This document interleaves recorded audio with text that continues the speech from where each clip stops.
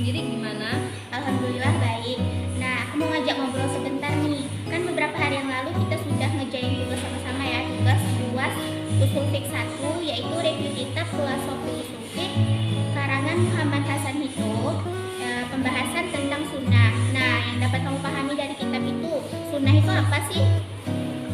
Nah, kalau pengertian sunnah ialah as-sunnah lughah hiya tariqah. Sunnah menurut bahasa ialah jalan, wa istilahah hiya masdarun 'an Nabi sallallahu alaihi wasallam maqauluhu au fi'lun au taqrirun. Sedangkan menurut istilah ialah sesuatu yang disandarkan dari Nabi Muhammad sallallahu alaihi wasallam, baik perkataan, perbuatan ataupun ketetapan. Oh, berarti sunnah itu merupakan sesuatu yang disandarkan kepada Nabi, baik itu perkataannya, perbuatannya, ataupun ketetapannya ya. Iya, gitu. Nah, gantian nih, kalau yang kamu pahami tentang kehujahan sunnah di dalam kitab yang kita review apa? Nah, kehujahan sunnah di dalam kitab itu dijelaskan terdapat dalam firman Allah di dalam Al-Quran yang bunyinya wa ma atakumur rasul fakhudhu wa ma nahakum anhu fantahu, yang artinya apa yang Rasul berikan kepadamu maka terimalah, dan apa yang dilarangnya bagimu maka tinggalkanlah, seperti itu. Oh, seperti itu ya. Jadi apa yang dilakukan kehujahan sunnah itu apa yang dilakukan Nabi terlebih dahulu, maka kita harus mengikuti perbuatan tersebut, dan apa yang dilarangnya maka kita harus meninggalkan perbuatan tersebut, gitu ya. Iya benar. Nah, masalah pembagian sunnah nih kan ada dua ya, fi'liyah dan qauliyah. Nah, yang dapat kamu pahami nih tentang sunnah fi'liyah itu apa ya?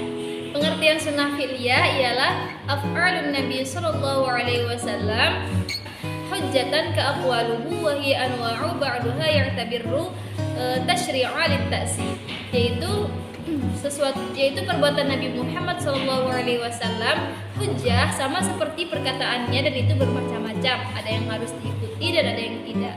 Itu yang. Nah, kalau menurut kamu kan sunnah fi'liyah ini ada lagi nih pembagian-pembagiannya. Nah, apa saja sih pembagian-pembagian yang kamu ketahui? Nah, di kitab itu dijelaskan pembagian sunnah fi'liyah itu ada 7. Yang pertama, perbuatan Nabi yang berdasarkan tabiat manusia. Contohnya seperti berdiri, duduk, makan, minum, dan tidur. Contohnya seperti perbuatan Nabi yang tidur menghadap ke kanan. Nah, itu kan sesuatu yang disunahkan. Lalu yang kedua yaitu perbuatan Nabi yang dianggap tabiat manusia, dibilati atau syariat. Seperti ketergantungan Nabi menggunakan tangannya ketika berdiri di rakaat kedua saat sholat. Nah, itu ada yang menganggap bahwa itu suatu hal yang disunahkan. Nah, namun ada juga yang menganggap itu adalah tabiat manusia, dikarenakan usia beliau yang sudah tua. Seperti itu. Lalu selanjutnya yang ketiga yaitu perbuatan Nabi yang hanya dikhususkan untuk Nabi saja, seperti menikah lebih dari 4 kali, lalu menikah tanpa wali, dan menikah tanpa mahar.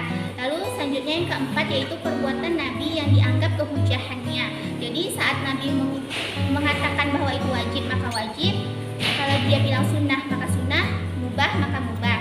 Lalu selanjutnya perbuatan Nabi yang tidak dianggap kehujahannya. Lalu yang keenam, perbuatan Nabi yang tidak jadi terlaksana. Contohnya seperti keinginan Nabi yang ingin membakar rumah orang-orang yang lalai terhadap sholatnya. Lalu yang ketujuh yaitu ketetapan Nabi Muhammad Shallallahu Alaihi Wasallam. Banyak juga ya ternyata ya kan? Iya banyak. Nah, yang kedua itu kan ada sunnah qauliyah tuh. Nah, yang kamu pahami tentang sunnah qauliyah dari kitab itu apa? Pengertian sunnah qauliyah ialah al-akhbar wal manqulatu anhu sallallahu alaihi wasallam wal khabar.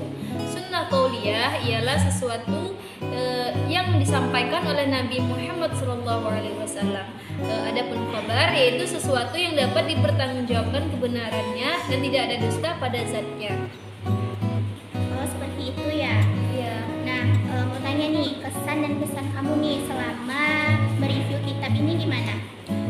Kalau pesan dan kesan saya selama mereview kitab ini tuh, di dalam kitab ini itu terdapat penjelasan dan pemahaman kitab ini tuh terlalu sulit untuk dipahami. Jadi perlu diperjelas lagi dan perlu menyederhanakan lagi cara penyampaiannya. Gitu. Kalau pesan dan kesan kamu sendiri bagaimana? Nah, kalau pesan saya nih selama mereview kitab ini, jadi di dalam kitab ini tuh terdapat firman Allah atau ayat Al-Quran